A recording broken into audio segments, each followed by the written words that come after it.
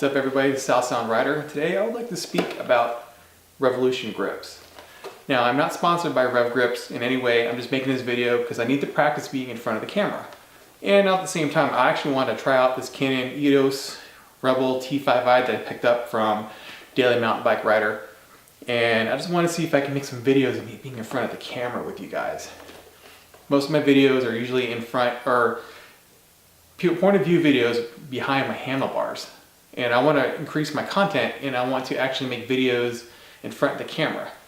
So today we're going to go look at these grips and I'm going to do a long-term review. I'll probably do a follow-up on this thing maybe 2-3 months from now and talk about how they actually feel. So for now, let's just take a look at them and see what we think. Alright, let's talk about what's actually in the box. So this is actually the box right here. It's actually not a bad looking box. I kind of like it. I can dig it. So in here we've got the instructions, of course. It's a pretty straightforward instructions. They're not overly difficult to understand.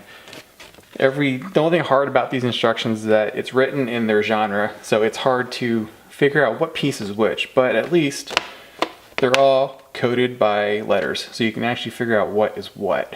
So let's take a look at things here. So first things first is the grip. It's not a bad grip at all. I think this is PVC tubing inside of some sort. And I think the reason why they're actually using this is because when you put these grips on the handlebar, they actually float above the handlebar. They don't actually sit on the handlebar itself. One thing I've noticed with the other grips, I have a pair of ODIs on my bar and they're made of plastic inside here. And this plastic, you can actually squeeze it and you can almost break it in half. Now, that's not necessarily a bad thing. I mean, if the plastic is going to be flexing and bending, it's going to be sitting on the bar as a whole, and it's not going to be bending and flexing anyways. But it gives you an idea of the quality of material that they use in this when you try to squeeze it versus, like, let's say an ODI grip where you can squeeze it and almost break it in half. Now before I stick these rubber inserts inside, just like these are the actual tuning washers that come with the Pro Kit. Now that's what I purchased. I purchased the Pro Kit. So these will dial in how these grips are going to feel. So based on the instructions, they want you to start off going with medium. So it's one 10,000 inch washer on each side. And that's the starting point. And you can go medium soft, where you can go 20,000s on each side. And kind of go from there. Just, kind of dial in how you want it to feel. Next, we have these nice little bar ends. These things are pretty cool. I do like the logo on it. It's actually pretty cool. And I love the way these bar ends look. So they kind of finish off the look. Now if you do go with these grips, you can buy the race version for about 60 bucks. And one thing that's nice with the race version is that they're interchangeable with the Pro version. They have custom colors, so you don't have to get black. Jensen USA only have black, so I picked up the black ones. I figured, why not? I'll get a different color when I wear these things out. So let's press on. We're gonna go ahead and we're gonna put these inside here.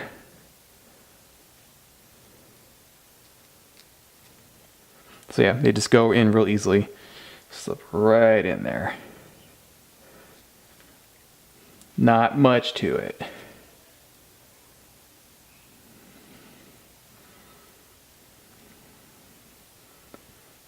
And there we go. Whatever you do, be careful when you do these because these things will shoot off and just disappear in the garage. Definitely don't want that. So we got one more to go. I think Rev Grips does give you spare parts because I have a spare screw. I have no idea what this goes to. These screws are actually for these things, for the locking clamps. So I think they like to give us spares. All right, got these all on. I got 2 spares now. All right, I guess they do like giving us spare parts.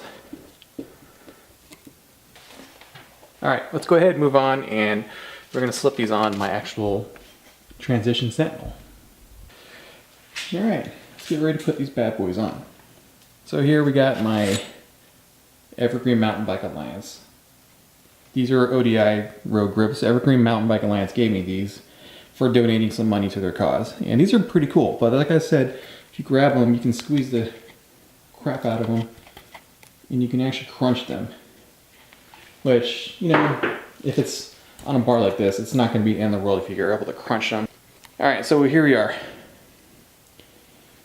we got these on. One thing you gotta remember is when you put these on, great.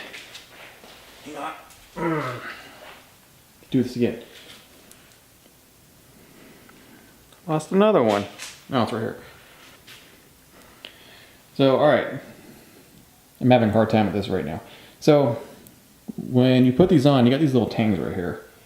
These little tangs will be pushed in, these seals will be pushed right in on them. Hope that can come out really good.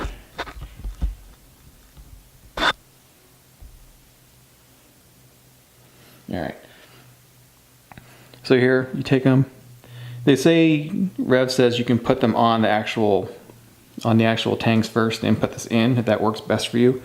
Or you can just put it inside the locking grip and push them in. I'm starting to think it's better to do it my other way. Alright. And this is the end result right here. Pushing it on the white tangs, you should be able to see the seals inside here. Might be a little hard to see on this camera, but it's on there. So there's two different sides. You got the raised rubber side and you have the side that's not raised. So you want to put the raised side in here. I'm having a few epic fails today. Alright, so it's the grip on. Now from here you're going to take the bar in. You're going to stick it in there. Wait a minute. Yep, get the bar in.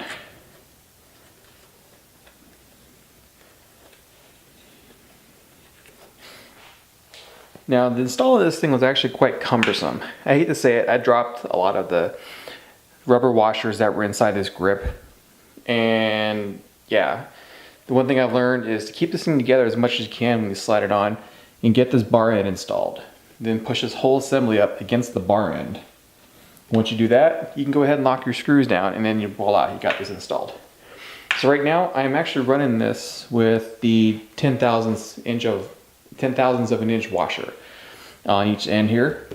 So that's going to make this grip really loose. So it feels very motocross like, where it's just really loose. And some people don't like that. But I'm trying this out because I want to see how this feels when you have the lowest setting on here. Like the loosest setting. I'm curious what it's going to feel like when I go riding tomorrow with this setting.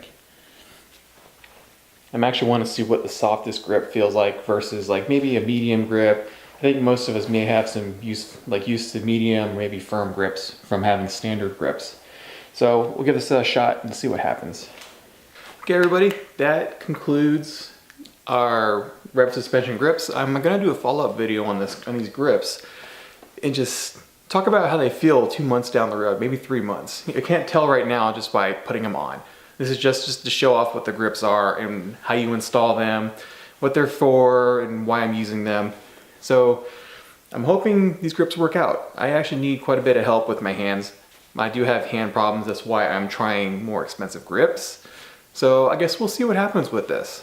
So if you like this video, definitely leave a like, leave a comment, let me know how I'm doing, and I hope to see you guys next video.